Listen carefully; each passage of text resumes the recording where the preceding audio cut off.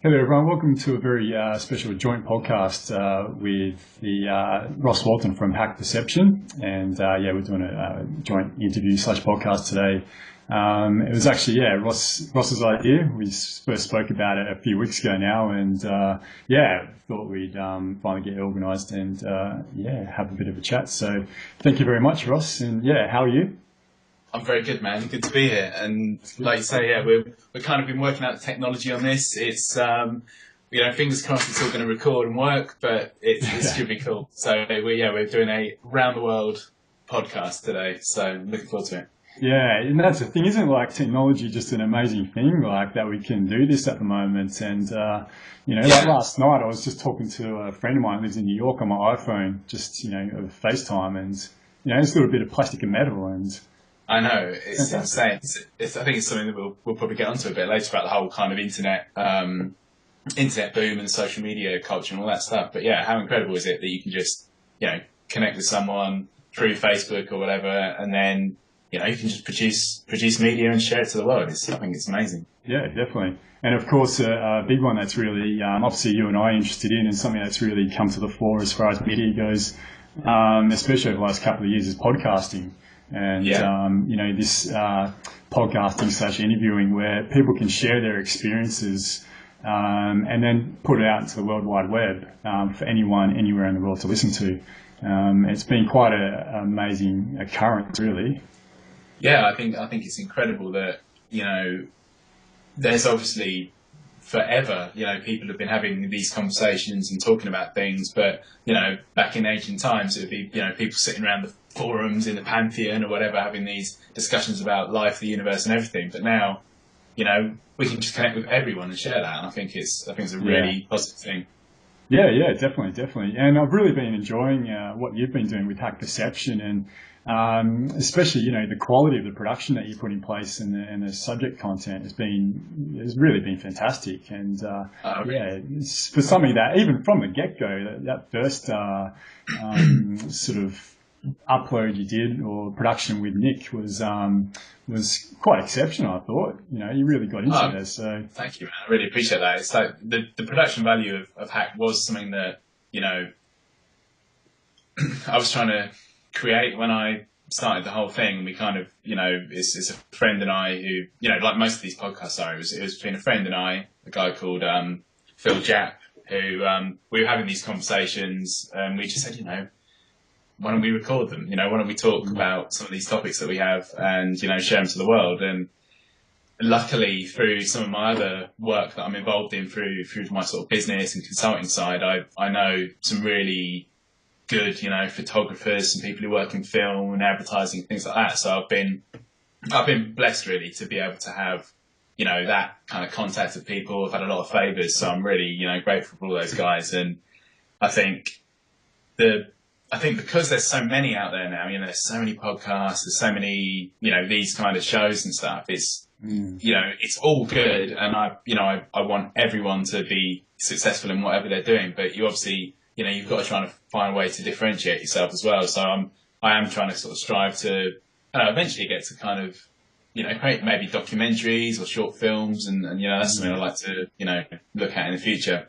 Right. And equally back to you, I think the content I've seen on Statera, some of the people you interview, and just I think the the honesty and the candidness that kind of comes through on it, I think is really, really nice. It's just it's not there's no pretense. It's just real, people connecting. It's really truth, and I think it's great. So back to you, man. Really, really love what you're doing. Yeah, thanks, Ross. I certainly don't quite have the production value on mine that you do, but it's something I'll be gearing towards in the future, depending on how it all goes. And I've just gained such a massive benefit out of podcasting and the things I've been able to learn and actually the experiences that it's given me in life over the last 2 or 3 years have been invaluable. And I really just fell into it. The reason I got into it was, I'd always known about podcasts and what they were, but I never really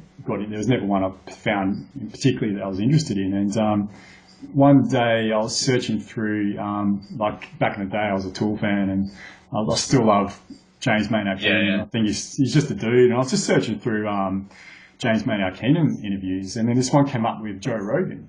And I was like, oh, I'll watch this, see what it is. And it was a Joe Rogan podcast.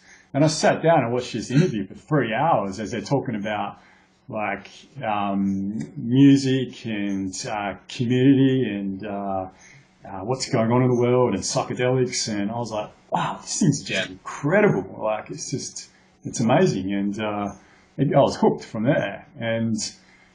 But the reason I decided got into it myself was really because of our good brother of ours, Nick Gregoriadis, or Nick Gabriel, as he was known when he was with London Real.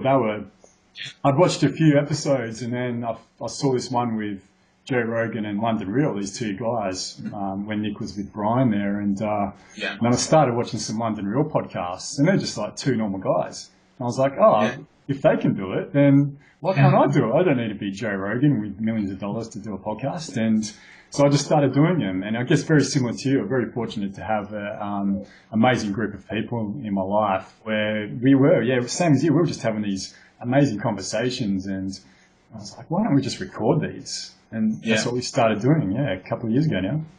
No, it's really interesting you say about Joe Rogan. I think he was, clearly one of the guys who really cast the stone and got people, everyone saying, I can do my own podcast and whatever. And I think the boldness of someone like that, who's, clearly a, major celebrity and involved in lots and lots of different things, for him to, just stand out there and just say, let's talk about DMT, let's talk about mushrooms, let's talk about psychedelics, let's talk about music, let's talk about aliens, UFOs, anything, just having that, super broad, spectrum of conversation. I think it really, paved the way, and it kind of was the same for me.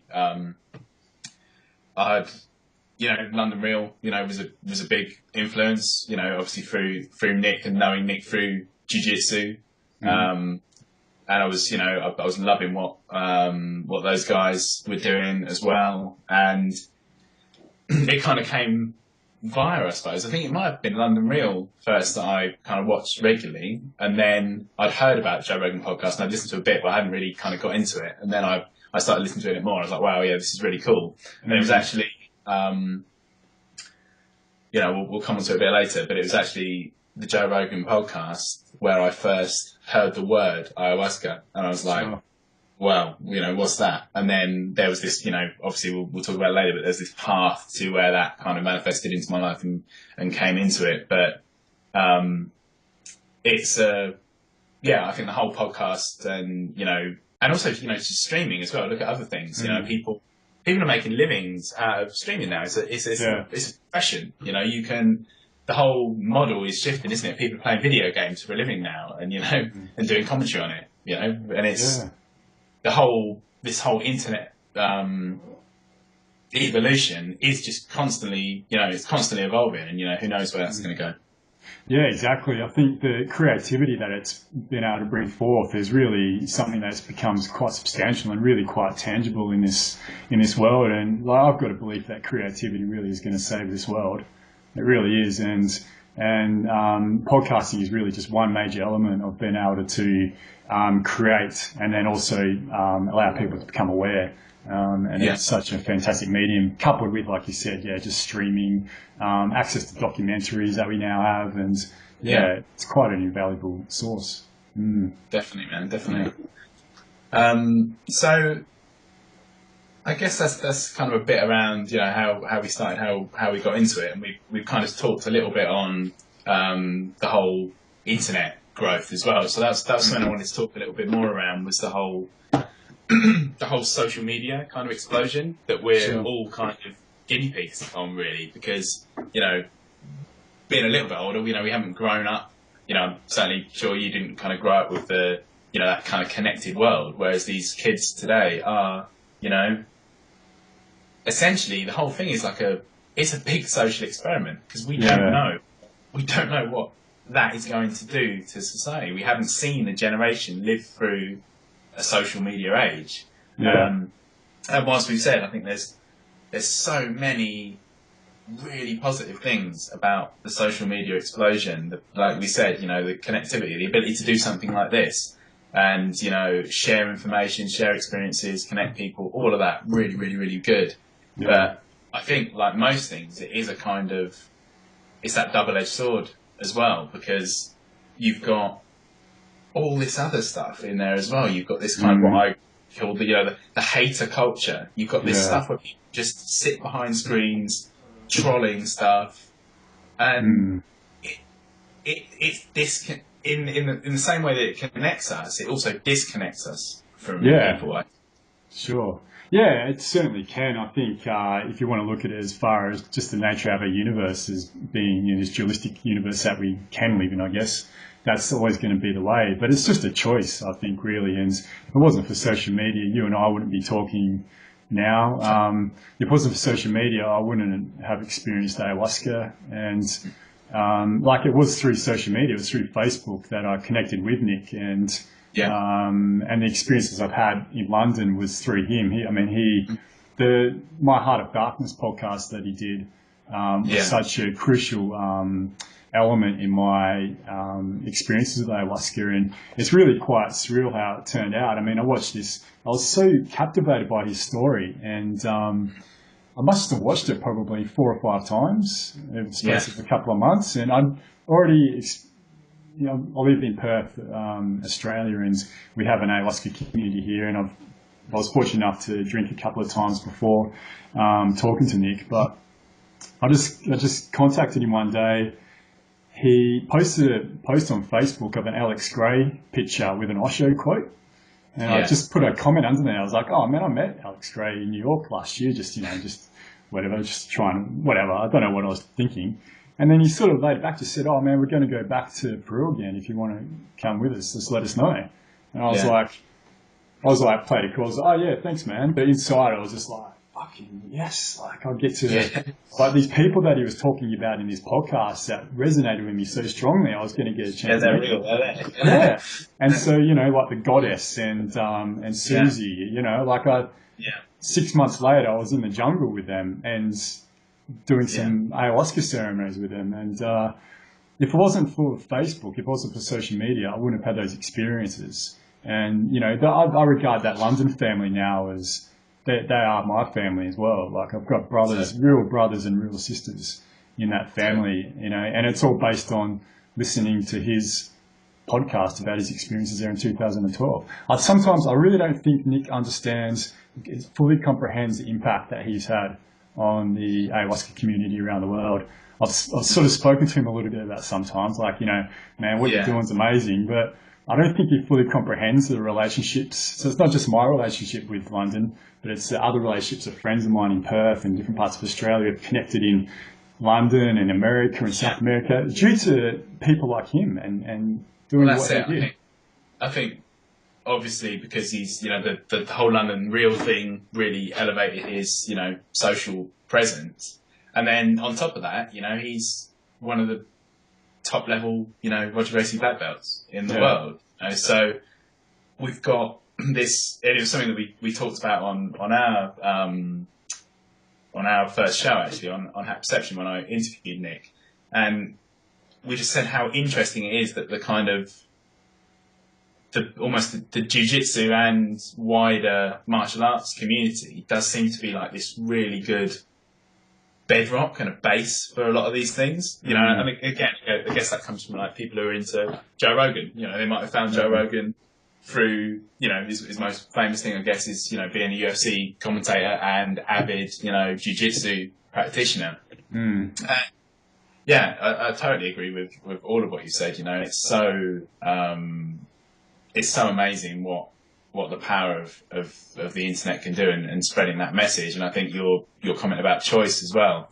I think there's a lot of people who are using the internet and social media really positively to actually, you know, enact really positive change and connect people and all sorts of stuff. And then there's, like there always is, like within media or whatever topic, there's a lot of people who are using it for the wrong kind of thing. And there's a lot of people who are just being aggressive and abusive and for nothing, for no reason. I think stuff like, you know, sharing experiences, stuff like the whole, you know, spiritual path and everything. I think it's it's definitely there's definitely a movement of sorts going on, and an awakening of sorts that's happening, and it's something I think we'll get into a bit more detail a bit later on, but it's very, very interesting. Yeah. So we've kind of touched into like ayahuasca and stuff. So let's go with that. I'd like to talk a little bit around a wider sort of topic of kind of religion, spirituality, and psychedelics, and how they all can perhaps converge. Mm-hmm. I think the thing that makes the psychedelic experience particularly powerful and very interesting is what we're talking about is a direct experience of your own experience versus following a methodology or path or system. And I think that's key in it. There's some, I can't remember the quote off the top of my head, but there's some quote about it just saying that,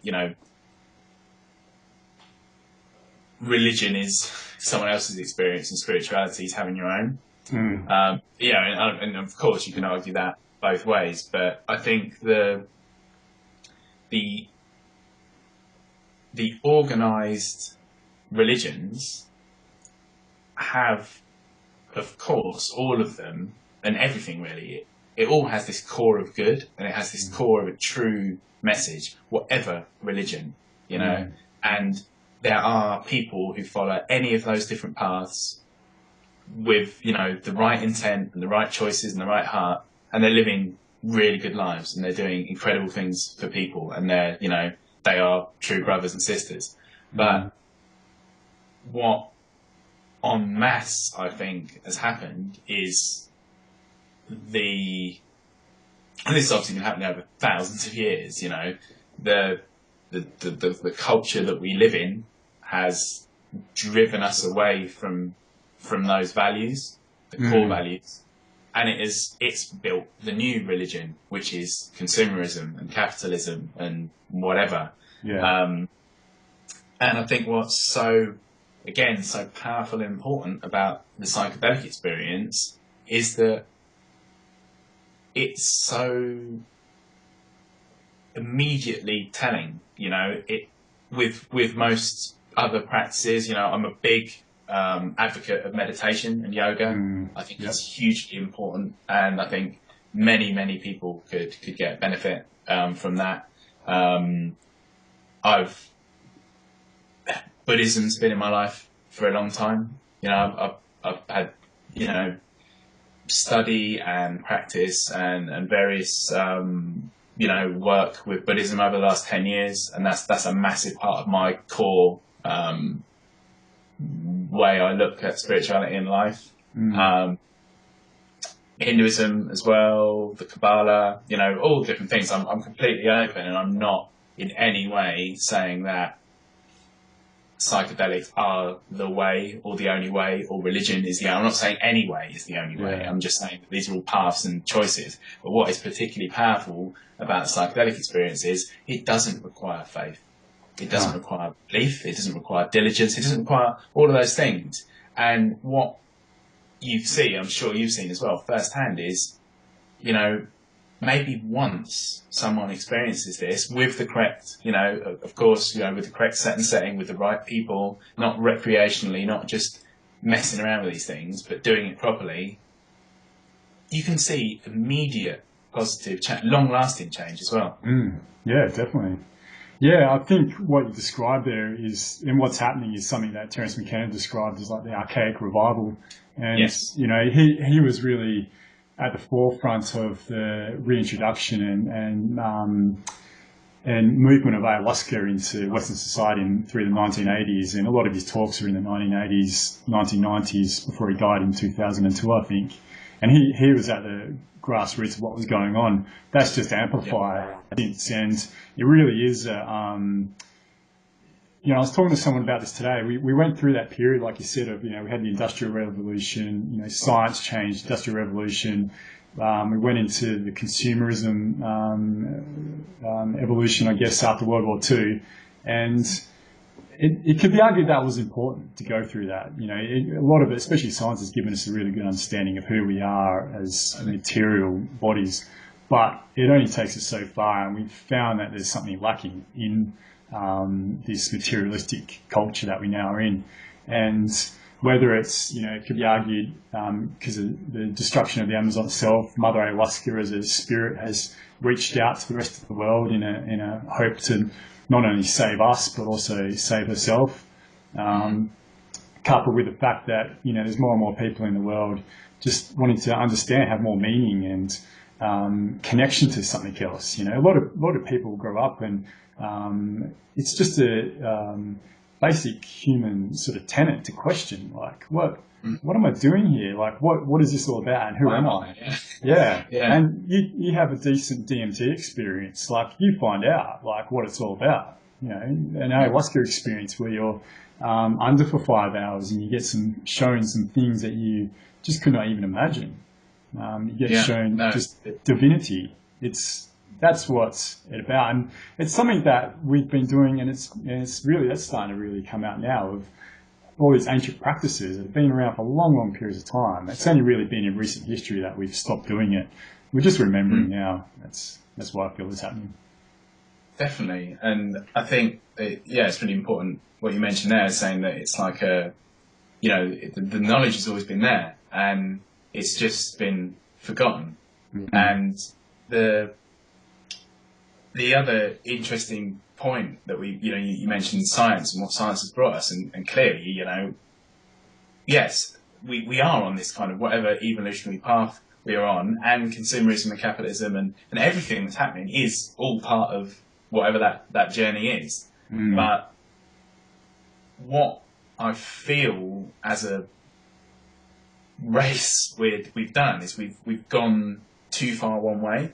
We've kind of, I was talking to about someone yesterday actually, this exact point about saying that I really feel that kind of that Buddhist tenet of take the middle road. We've so not. We've gone far off in one direction. We've got our eyes glued to the microscopes and the telescopes, and we're obsessed with understanding matter.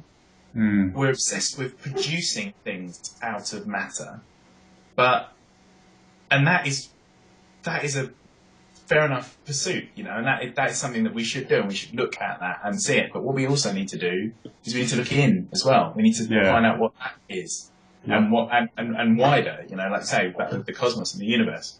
And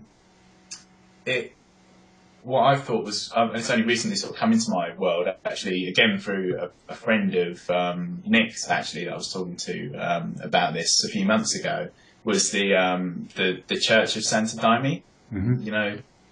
So this, which is basically the sort of pseudo-Christian shamanic religion.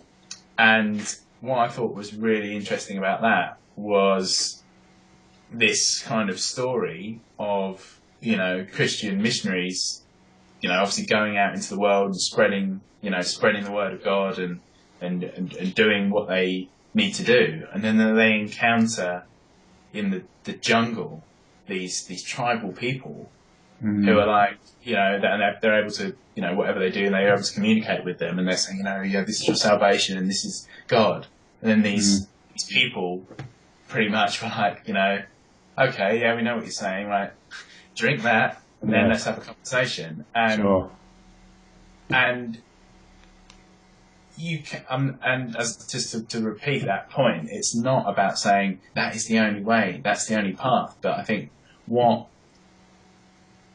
makes it very important, I think, is that, to touch on that archaic revival kind of model of things, is that there needs to be, and I think there is happening now, there needs to be a wider, more rapid awakening of people and a change in our culture, because we do know that we are running out of fossil fuels. We are cutting down the rainforest. We are pillaging the planet, and that can't go on forever. And there is this inherent irresponsibility that's come from the new religion of consumerism and materialism and male-dominated power structures, and you could go on forever about it, but that world has created this irresponsibility about the planet and about other people. And what I think Terence McKenna was talking about in the Archaic Revival was that there's a time limit on this, and we haven't got time for everybody to become yogis and gurus over hundreds and hundreds of lifetimes, because where we're at the moment, the clock's ticking, you know, and we need a mass wake up like now, and one of the most powerful ways to wake up quickly is the kind of shamanic path from what I've seen, and not to exclusively take that either as well. I'll make that really clear that I don't think the answer isn't just smoke DMT, just take mushrooms, just drink ayahuasca. They are massively healing and powerful tools within the right practices, but that doesn't mean, you know, the other stuff's invalid. Use it together, you know. How powerful is, you know. Actually, I'll rewind slightly, but I was speaking to a tantric yoga teacher, okay, and I was talking to her about all this stuff, about psychedelics and about spirituality and religion and all the whole big picture. And what she was saying to me was that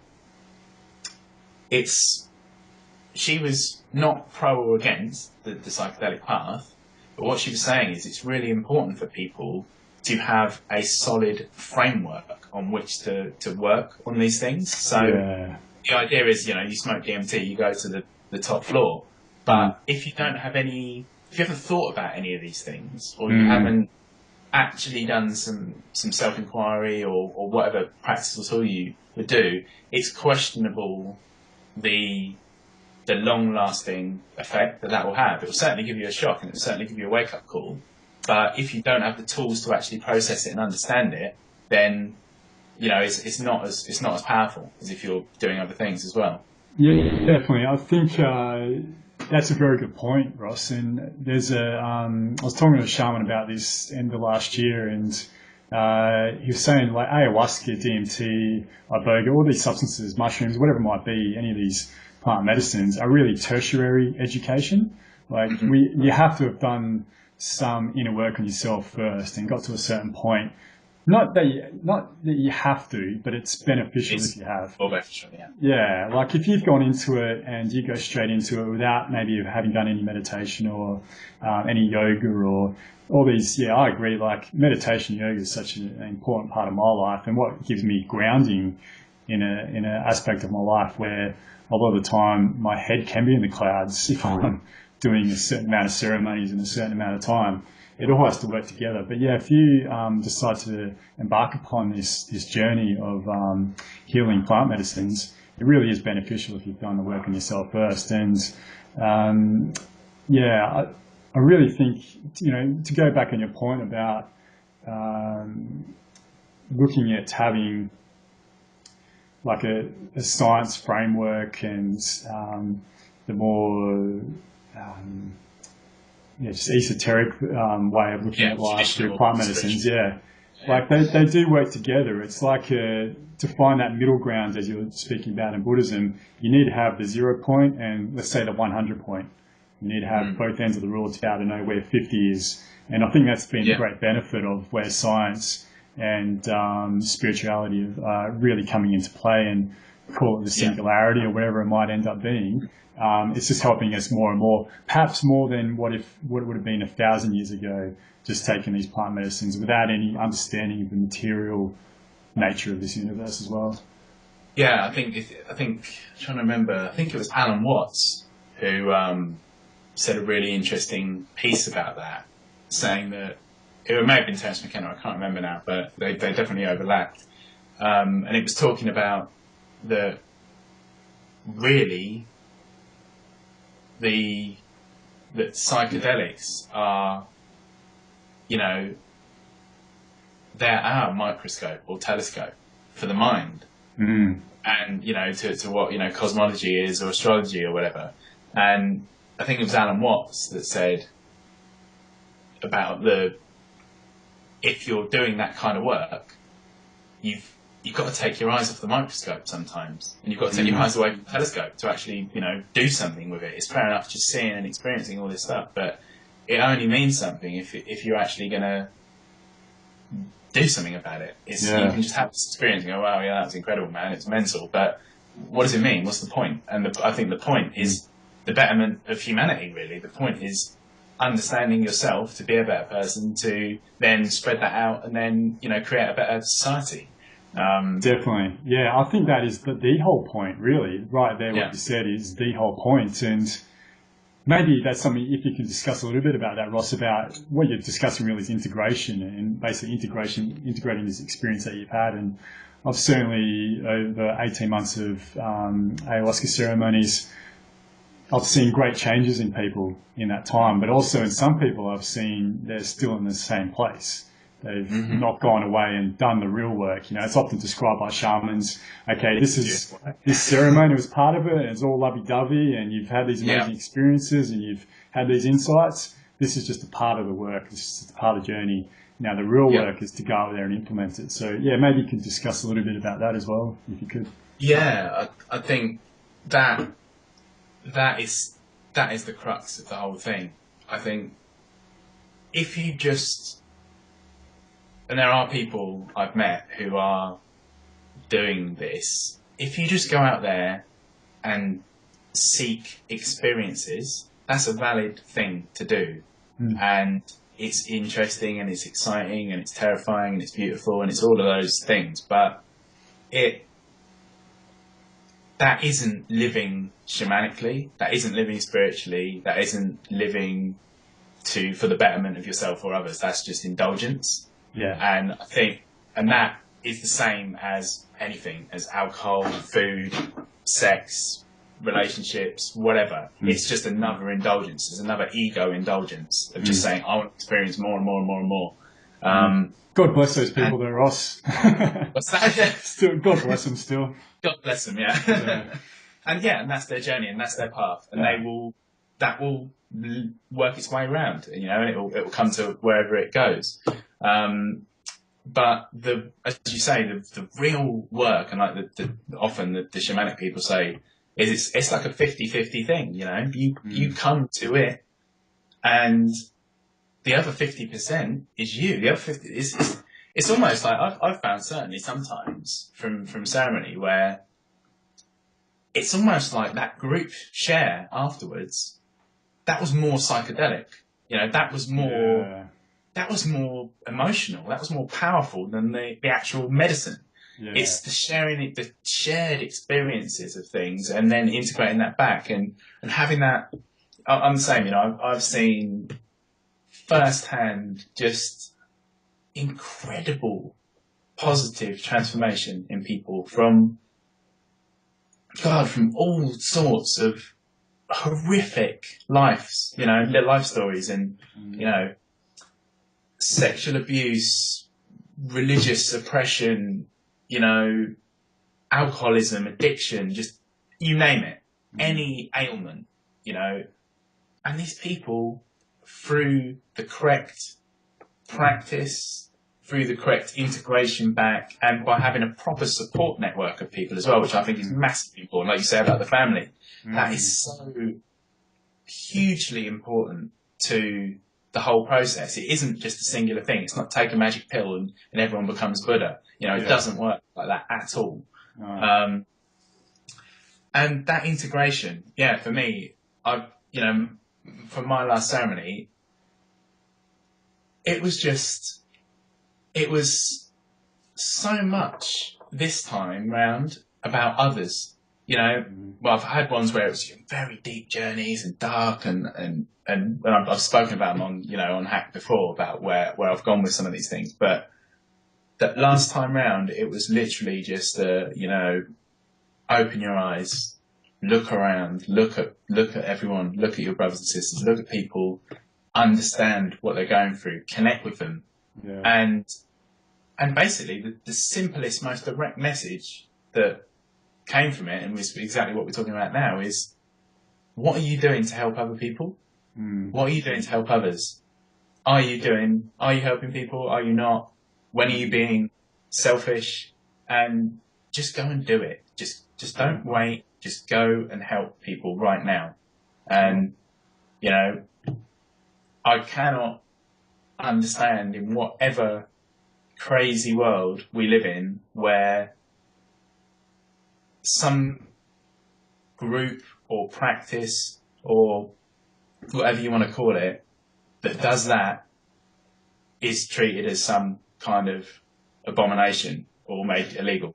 It just blows my mind. You know, that concept, that complete, just, I think Terence McKenna said it best actually, was he said that the capitalist, materialist, male-dominated culture is psychotic. It's doing damaging behaviour all over the place, and it doesn't even know it's doing it. It's not responsible for it, and it's just, you know, it's just crazy, you know. And people say that we're the crazy, far out people doing meditation and yoga and going on ceremonies and stuff, but you know, it's backwards. It's backwards. Yeah.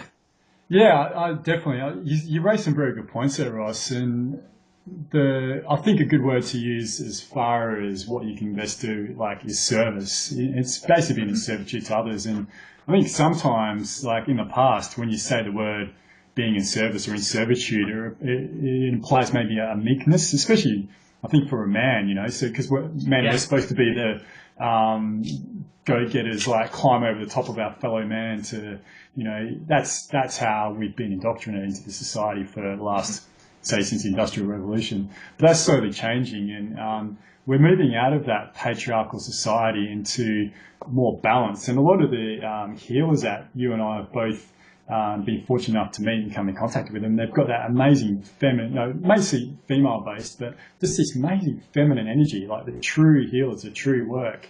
When what the male's role in that setup is really as the guardians, as protectors, to allow these amazing women to do their work. You know, there's male healers as well, and females who can hold amazing space. But going back to that archaic revival, I've noticed a real draw back to archetypes, like male and female archetypes. There is something to that, and I think we've become out of balance with that as well. Like the men in these spiritual communities, like I'm talking these real spiritual communities, and they're real men, you know, like, and the women are just real women. And again, not to define what a male and a female should be, but that archetype really becomes prevalent once you get into being in service and in servitude. And a great quote, I really love this quote from Gandhi, and a good brother of ours, Neil, has actually got it tattooed on him, and I want to get it soon as well.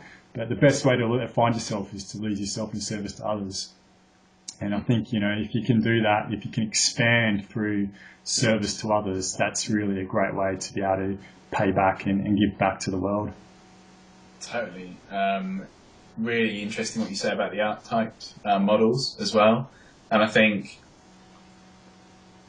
again, I think it's important that it's come around, like it has to. Like there has been, it's just been a journey back round the circle, isn't it? It's been, you know, there was this in most ancient culture, whether it's you know the Egyptians or Southern American cultures, or you know wherever you find it, there is this root of feminine divinity that sat within all of those cultures, and it was revered, and it was a matriarchal society. And you know, like I say, we don't want to define roles, but when we're not talking about roles in society and social models, we're saying, you know, what is the essence of feminine, what's the essence of masculine, and I think we can say without too much ridicule that the natural qualities that generally would be associated with femininity are natural compassion, natural empathy, love, motherhood, all of those kind of values. And then, like you say, and then there's the archetype sort of masculine things, which is it's the survivor, it's the hunter, it's the fighter, the protector, the warrior. The warrior, yeah. And those, throughout culture, women they've obviously massive oppression, they've come through that. And, I would say we're still entrenched in male-dominated culture throughout modern society, outside of anything we're talking about here with spirituality and stuff. Our society is by far from equal, in my opinion. And I think that you're right. This return not to label people and to put people in boxes, but to actually just be your true self. Be the sacred feminine, be the sacred masculine, and share.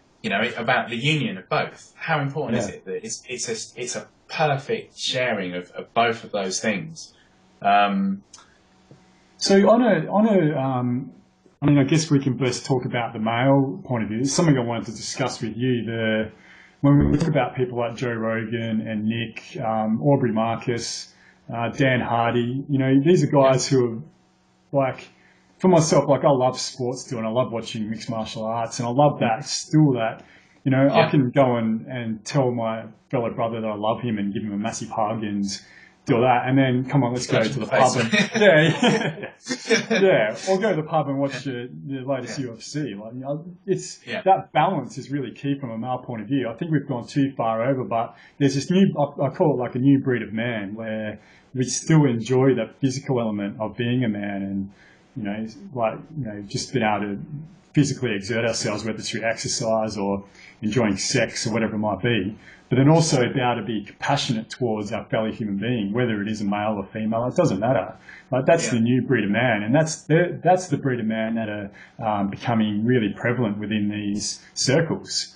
And I think anyone that's out of balance with that, I've found to sort of aren't quite getting it, maybe, or aren't quite there.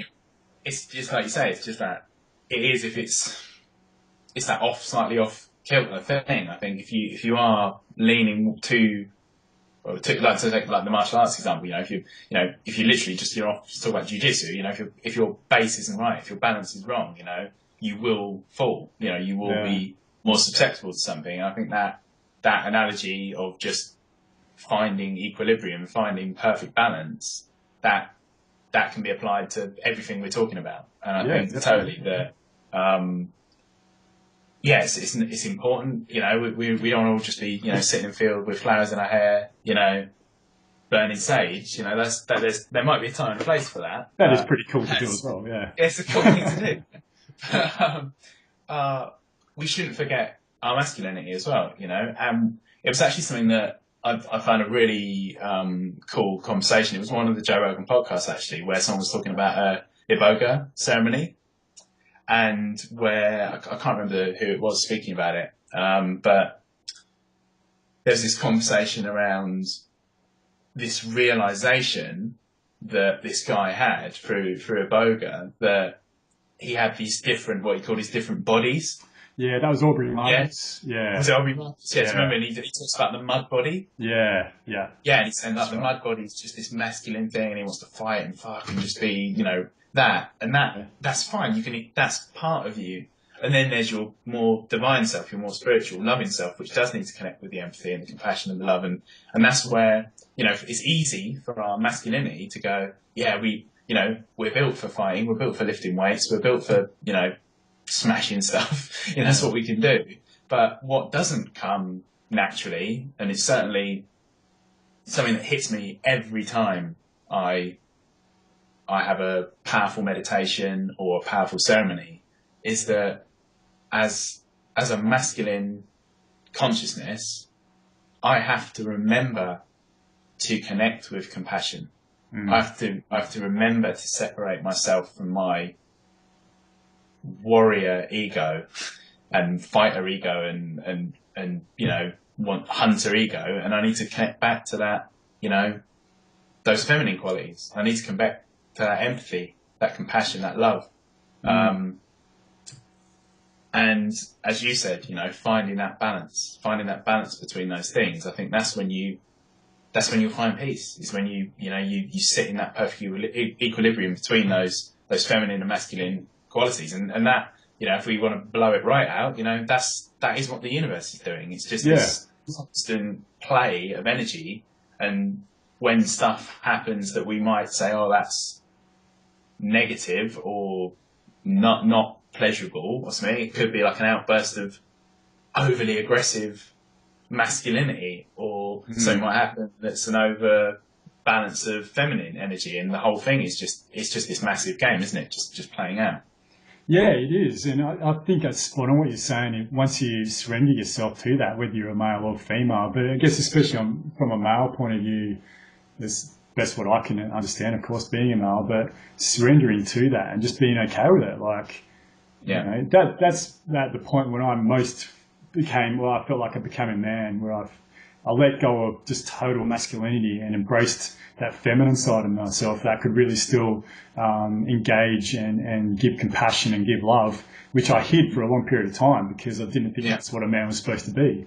Then I surrendered to that, and I was like, oh no, this is what a man is, because I felt even stronger, I felt even more masculine, and it's something that I think is definitely starting to become more and more prevalent within our society, and it really is something that is being introduced into our children now as well, and that's what gives me so much optimism for the future, is this old paradigm of what a male and a female is supposed to be, and that's all fallen by the wayside, really. Yeah, I think that it's that paradox, isn't it? Like in like the Gandhi thing you said, in serving others, you're doing the best you can do for yourself. In surrendering through,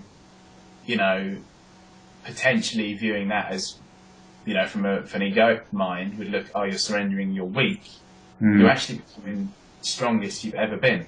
Yeah. Just by, and surrender is the right word. It's definitely the right word for it. And it was something that I mentioned in my first podcast about ayahuasca, and it really was that for me. It's not enough. Acceptance isn't the right word. Accepting isn't enough. It's complete and utter surrender. And for me, that was for death in mind. Right. The first one. It was literally. It's just saying, you aren't the thing you think you are. Sure. And you must surrender to that. You must surrender to the bigger universe. And there's this little, as far as I've come in all my things and spirituality and life and everything, there was still this massive part of me that was just going, it was clinging for dear life to this concept of going, you are a person and you have individuality and you've been born and all these things. Yeah. And then it just kept hammering it into me, going, no. And then eventually it was just like, right, I have to give up. And if I'm dead, I don't care. Sure. And then when I did, that's when the beauty unfolded. Nice. That's when I was healed. That's when it was just like, oh my God, this is divine. And it was just so powerful, man. Yeah, beautiful story. That's fantastic. I had a very similar experience when I was in London in July last year, and we did some ceremonies with the Cash and Hour. And actually, this is how surreal my last 2 years have been. Going back to Nick, this guy's had a big influence on where I now am, and there I am sitting next to him in a ceremony. He's like a brother to me, and I'm like, what the fuck's going on here? But anyway, that night was the first night I was able to I fully surrendered to it all, to the medicine, to who I was, because I probably had about, say, 10 ceremonies before that, and I was quite still a hardhead, still like trying to be this real strength, which is important as well. but I was never really able just to surrender to that divine feminine. I was never really able to do it. And Mother Ayahuasca, for my first 12 ceremonies, kicked my ass for about 11 of them, because she was trying to like, come on, Adrian. And then I remember I was just like, we were talking about Nick and Cassia as well a bit earlier. They were just next to me, and I was like, I had to get up on both. I was up on my knees and my hands, and I was just like, oh. And I was like, I can't do this anymore. I've just got to surrender. And I just surrendered. And the joy and love that overcame me was just, I just started laughing. I was just like, I was there in the middle of the ceremony just laughing. Just like, so fucking simple. That's all I had to do was surrender. All I had to do, And it's that thing, it's that simple switch, isn't it? It's just like, just change the way you think. Just change the way you feel. And then everything changes. Perception. Change your perception, and then everything changes. Yeah, definitely.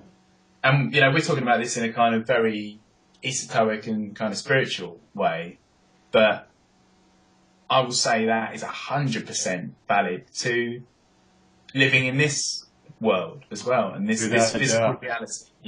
How much of our time, as people, do we spend trying to predict outcomes, trying to control futures, trying to, or worrying about stuff, negative projecting into our lives, and really you've only got two choices, haven't you? All you do is you can go, okay, what's the situation like? What's my opinion? What's my choice about the situation? Okay, I physically don't like it, so I can physically move myself into a different position, or I can go, I've changed my mind, I'm okay with it. Yeah. And that's it. That is it. It's like you say, it's just ridiculously simple. But I think I talked about this on a tweet thing I was on a few weeks ago, and it was just saying about potentiality and choice and stuff like that. And it really is, everything is choice. And we forget. And we constantly forget, even though when you just forget again, and you just like, it's this thing about saying, when people go, oh yeah, this always happens to me, why does all this, why do bad stuff happen to me? The world doesn't happen to you, you happen to it. Definitely. It's your choice, it's your manifestation. Even if you don't think you like it, or you're uncomfortable in your own suffering or misery and pain, that's still your choice. Yeah. Still, if you walk out the door and you have a car accident somewhere, that's your cosmic choice that you've made to be hit by that bus that day. And and if you had said that to me 2 years ago, I would have But I totally agree. And if you can really settle with that, I think you can really be at peace with that and say every single thing, physically, health, everything that appears in my life is a manifestation of my thoughts and my choices to this point, and I accept that, as my reality. Right now, everything's all right. It's okay. It's so it's simple, but and I forget. I'm talking about it, preaching it like I know it, but I forget all the time, and that's why we need to practice. That's why we need meditation. That's why we need yoga. That's why we need ceremony. That's why we need all of these things that we've talked about, because we have to remember, because we're forgetful. We're forgetful little creatures that just fall into our behavior patterns and our thought patterns and our traps, and we're, without those tools and frameworks and communities and other people, it's very hard, I think. It's very hard to stay in that, real positive creating mindset.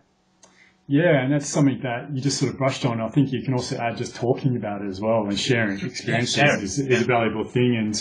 And I think, Ross, we've sort of doing all right for time here. We're looking at everyone at doing like a part 2, and I think maybe we'll look at doing that. And maybe in part 2, if we can look at continue on from what you just spoke about and making choices. And I think like the title of your program, Hacked Perception, just understanding and sort of hacking into that paradigm. I think what things like Tim Ferriss is doing as well with his podcast and looking into the ways that you can manifest and create for yourself, that's where our future lies, and be able to really bring forth an idea, bring forth things from your imagination and manifest them, because we're coming into a time where we literally are going to be able to manifest our dreams.